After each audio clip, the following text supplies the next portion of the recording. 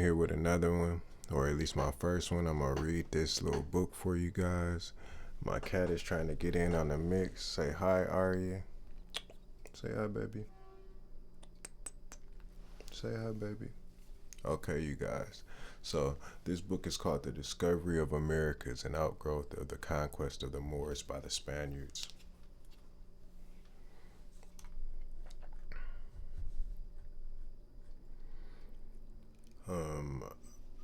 The author of this book might be a compilation of people because let's see. I'm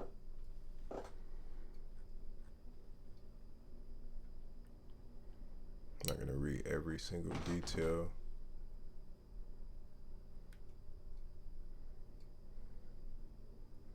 It says, The Discovery of America, an outgrowth of the conquest of the Moors by the Spaniards. Looks like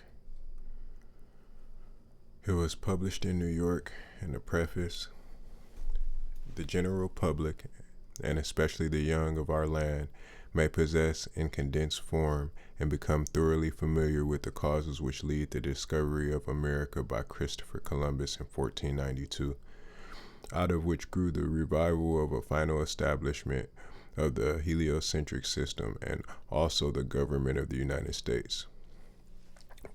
Proves the incentive for the publication of this work. Let's see.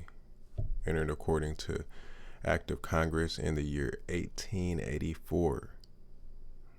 Okay.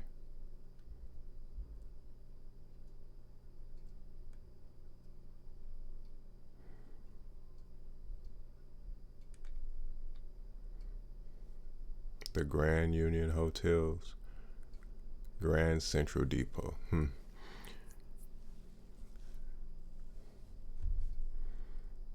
The Discovery of America. The discovery of America by Christopher Columbus was an outgrowth of the conquest of the Moors by the Spaniards. The Moors, commanded by an Arabian officers, expelled the Viscos from Andalusia, South Spain, in the year 711, and established the Kingdom of Cordova, which they held until the year 1236. During the 8th century, they also founded Granada, which at first constituted a part of the Kingdom of Cordova.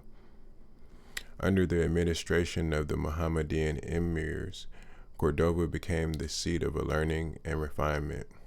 Great encouragement was given to the study of mathematics, chemistry, and the physical sciences.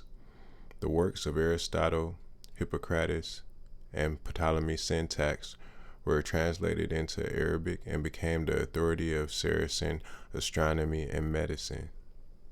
In its days of prosperity, Cordova contained over 200,000 houses and populations of over 1 million.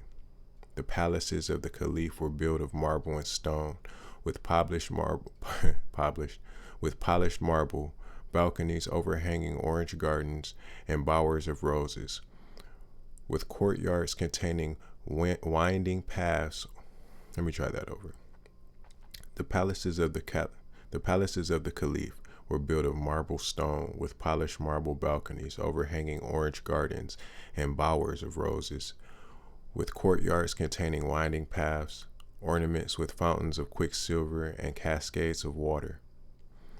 The interior of the palaces were magnificently decorated, and furniture was of citron and sandalwood, inlaid with gold, silver, mother of pearl, malachite, and lapis and lazuli.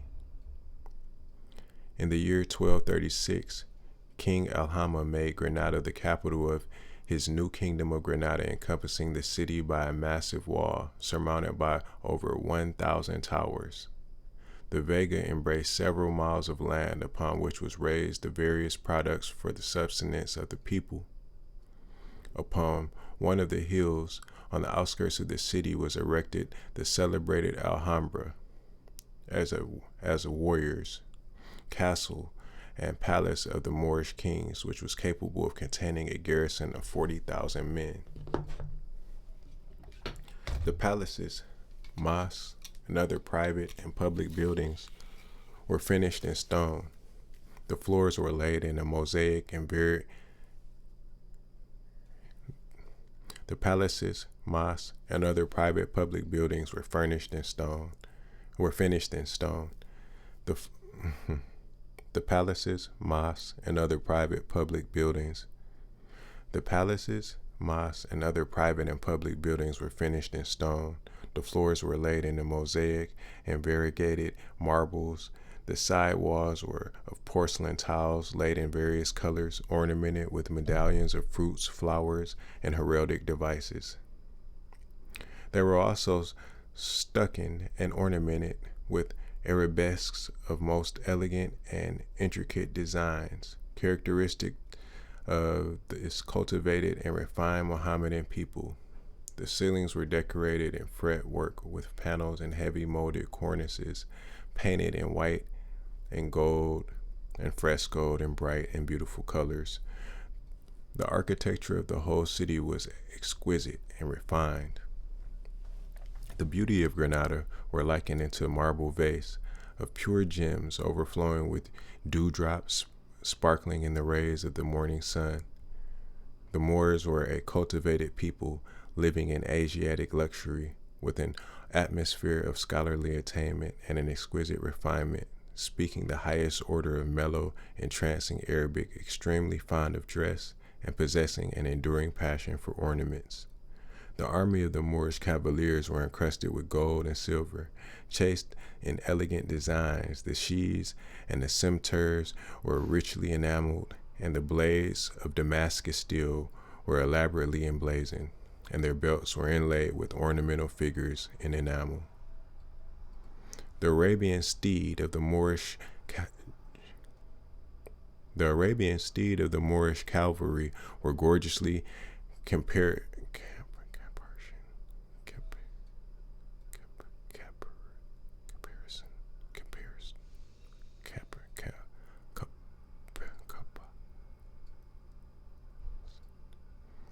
The Arabian steeds of the Moorish chivalry.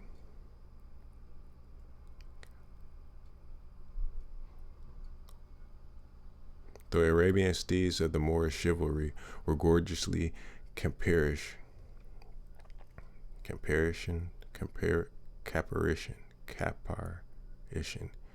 The Arabian steeds of the Moorish chivalry were gorgeously caparisoned in rich velvets in various colors, ornamented with gold and silver, and interwoven with silk and braid.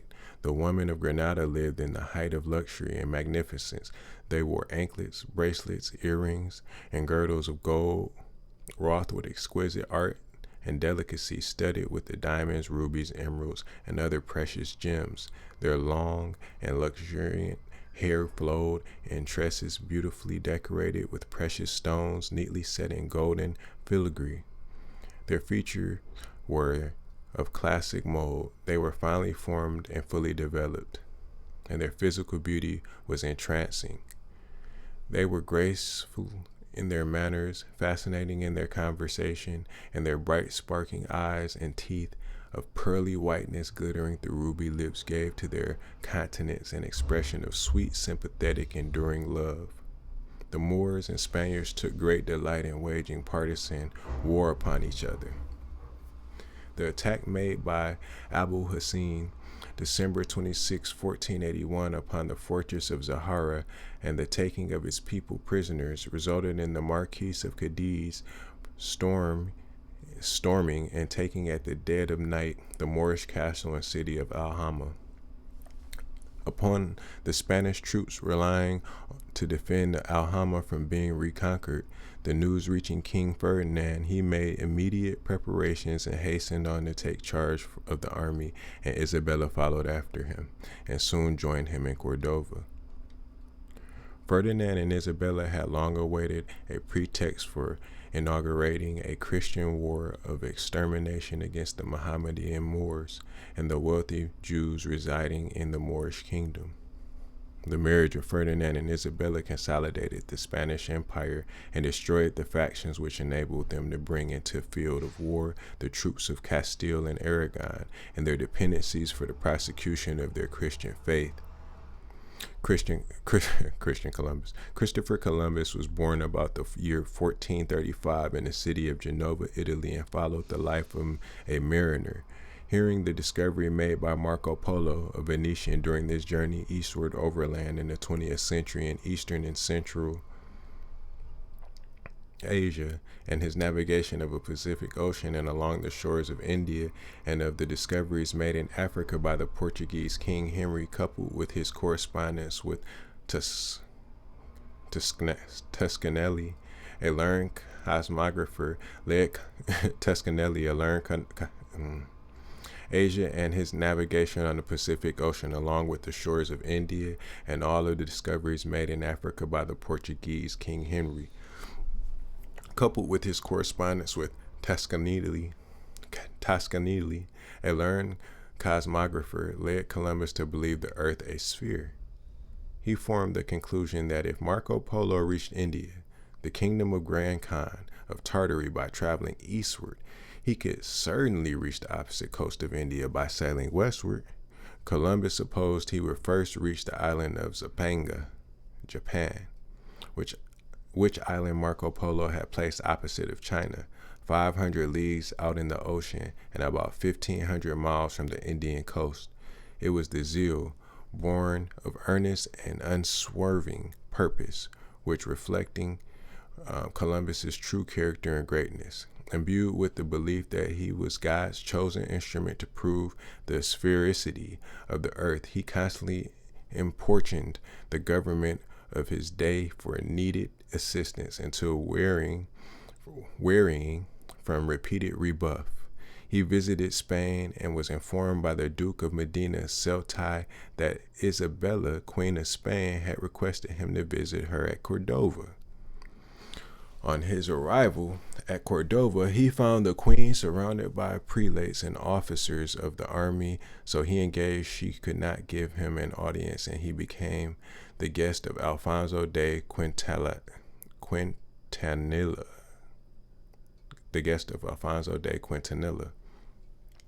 At about this time, the elder Sultana Axa became very jealous of Zoraida, or the morning star, the young and favorite sultana of the king, Abdul Hassin, fearing lest her son Boabdella would be superseded by the offspring of Zoraida. The ill feeling existing between the sultans led to the formation of two factions and terminated in rebellion, during which the streets of Granada flowed with blood of the Moors. Ferdinand encouraged the feud on behalf of Axa,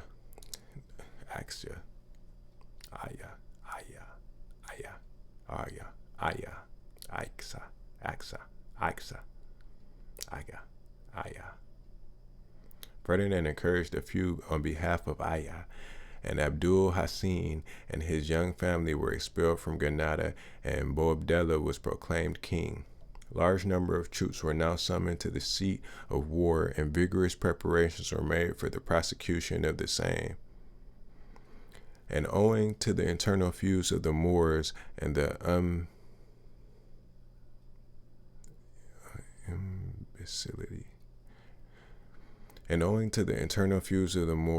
imbecility of the Boabdella, Ferdinand was unable to attack their castle one by one, and by the use of gunpowder and heavy Lombards, the Moorish castle cities in Vegas fell to the conquering Spaniards. Columbus, after waiting 7 years and suffering great disappointment, succeeding in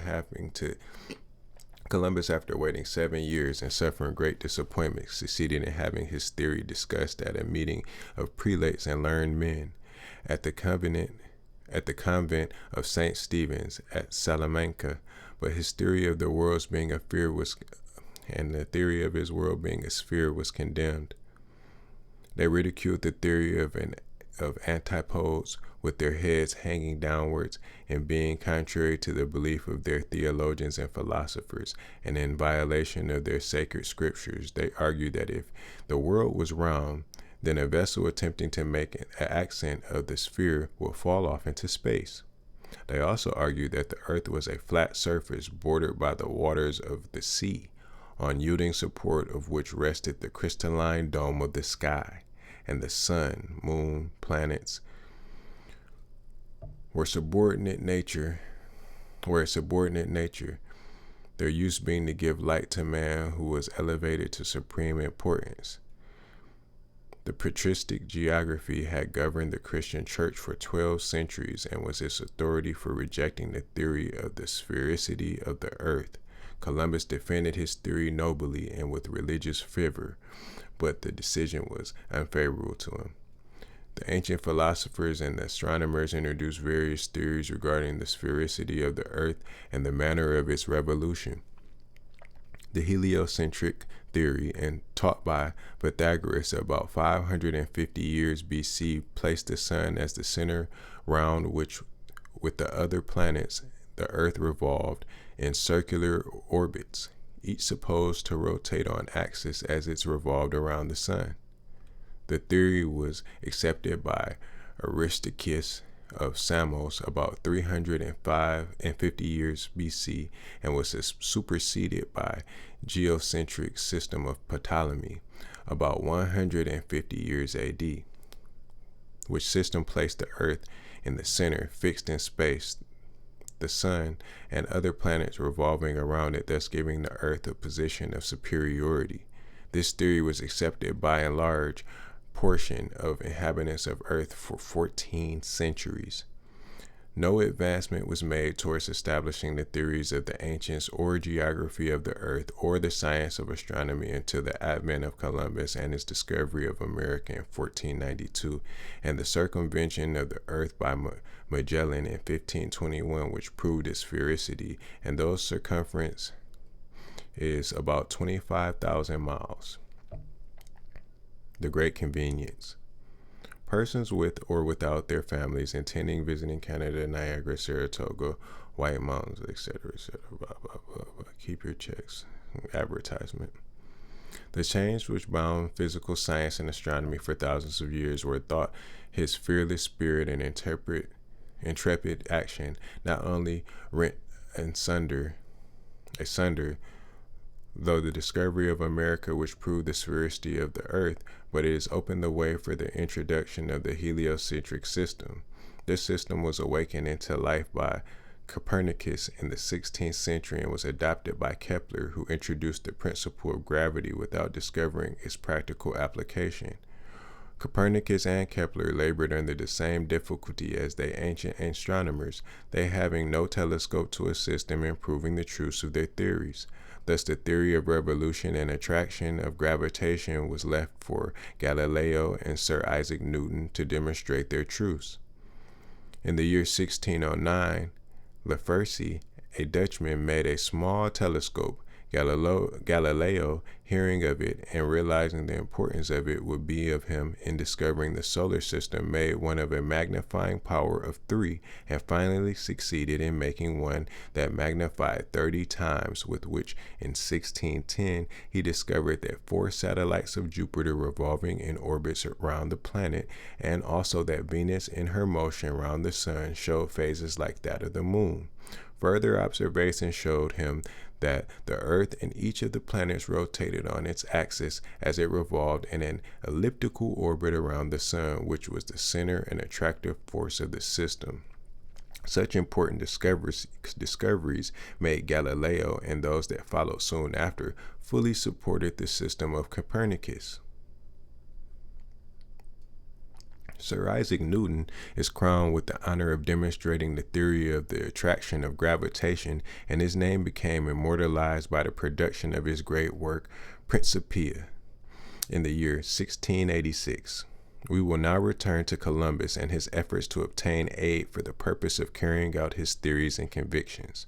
The king and queen, despite the decision of learned men and Salamanca, saw the advantage to be derived from the discovery of a new and direct route to the Indies, and if successful, the gain would be incalculable, as the kingdom of the Grand Khan of Tartary was supposed to be abound in gold, silver, and precious stones, and to contain inexhaustible wealth, which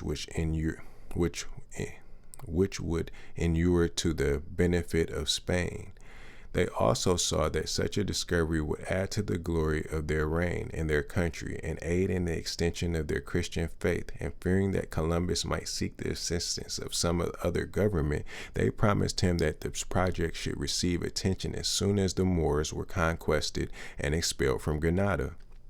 Columbus, disappointed, left the court of Spain with the intention of laying his project before the King of France. On his way thence, arriving at the gate of the convent of Santa Maria de Rabida, he asked for bread and water for himself and his child. He there met the prior Juan Perez, to whom he stated his project. The prior became interested in his theory and introduced him to Martin Alonso Pinzon, a wealthy navigator who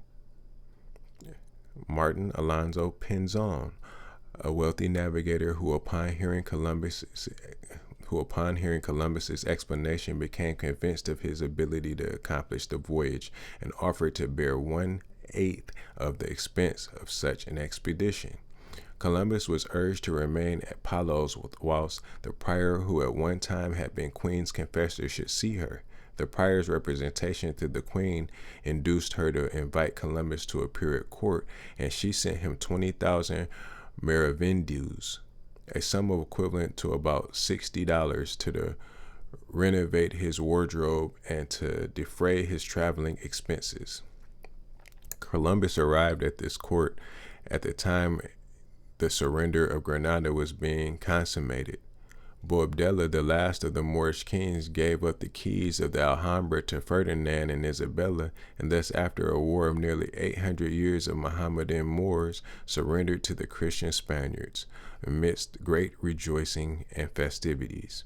But the greatest soul of all amid the throng was Columbus, impatiently waiting for the opportunity to offer Spain a much greater conquest than all the Moorish possessions in Europe, Africa, or Asia.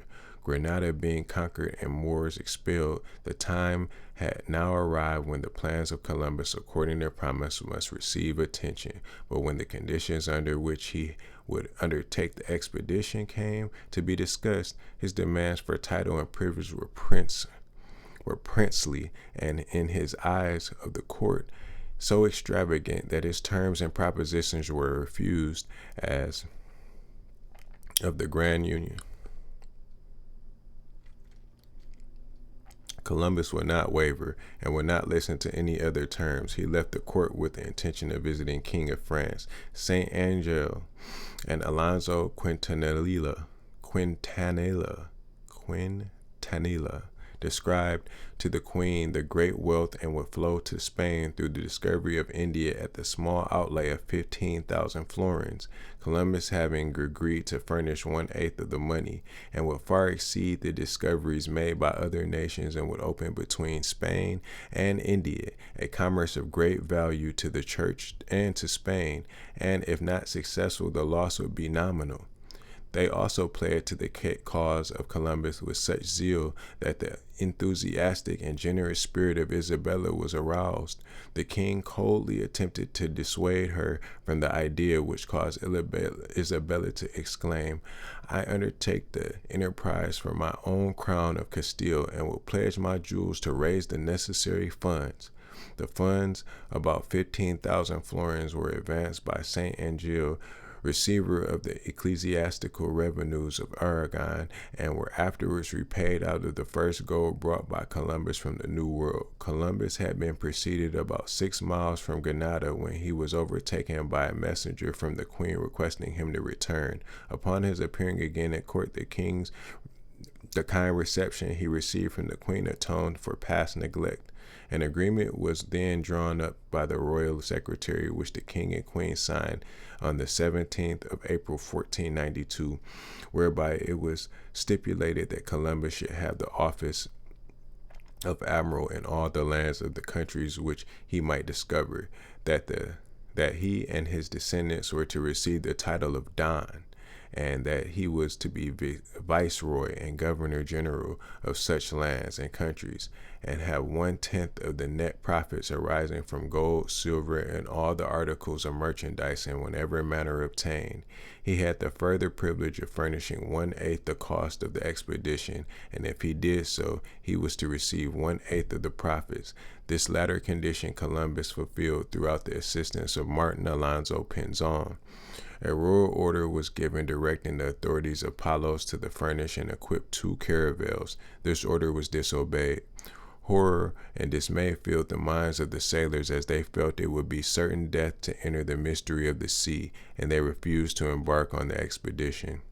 Martin Alonzo Pinzon and his 2 brothers, seeing the difficult attending procuring of the vessel and crews, came forward and furnished 1 vessel and a crew thoroughly equipped and ready for sea. This induced others to consent to go, and they then succeeded in obtaining the other 2 vessels, and all were ready for sea on the first day, August 1492. The Santa Maria was commanded by Columbus, the Pinta by Martin Alonzo Pinzon, with his brother Francisco Martin as pilot, and the Nina by Vicente Yanez Pinzon. The fleet consisted of the 3 small vessels just named, 2 being without decks, of 15 tons each, and others being of 80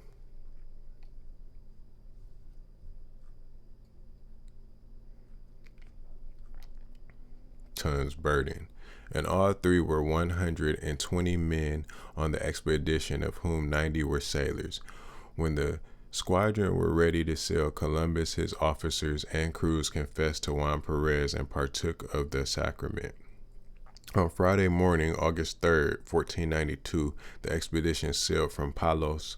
Columbus and his companions proceeded on their voyage of the discovery, meeting with many disappointments and hardships, and as they entered into unknown regions, fear and trembling overcame except Columbus. The strength given to him came from his great faith. He felt that he was under the protection and guidance of the Almighty. Columbus was no sanguine that he should reach India, that he carried with him a letter. Columbus was so sanguine that he should reach India, that he carried with him a letter from Ferdinand, King of Spain, to the Grand Khan of Tartary. On the 13th of September, he was startled to find that the needle of his compass varied between 5 and 6 degrees to the northwest and no longer pointed to the pole. This phenomenon of the magnetic declination produced great alarm among the mariners, for without the guide of their compass, what was to become of them in the vast trackless ocean? Columbus invented a plausible theory about the attraction of the polar star, which quieted the pilot's fears. Columbus suppressed the munitions tendency of the crews with extraordinary tact, and afterwards, upon great flights of birds hovering about their vessels, they became reconciled and felt they must be near land. On the night of the 11th of October, Columbus beheld a moving light with which he several times, but at last disappeared.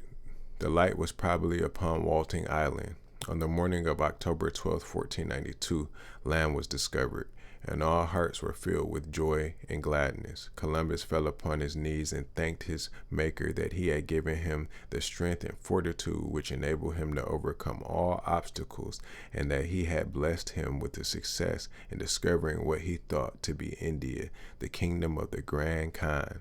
As they approached the land, and the air was soft and balmy, and the breezes landed, the sweet fragrance perfumed the transparent atmosphere. The island on which they landed was one of the Bahama group, and Columbus named it San Salvador. Its inhabitants were nude, finely and beautifully formed, graceful in their manners, and strange and interesting in their habits. They were apparently an amiable, innocent, and happy people who at first thought Columbus' fleet and vessels were large birds, that their sails were wings, and that Columbus and his crew had descended from the skies. Thus the conquest of the Moors by the Spaniards led Queen Isabella to furnish 7/8 of the funds required to fit out the expedition of Columbus, which resulted in this discovery.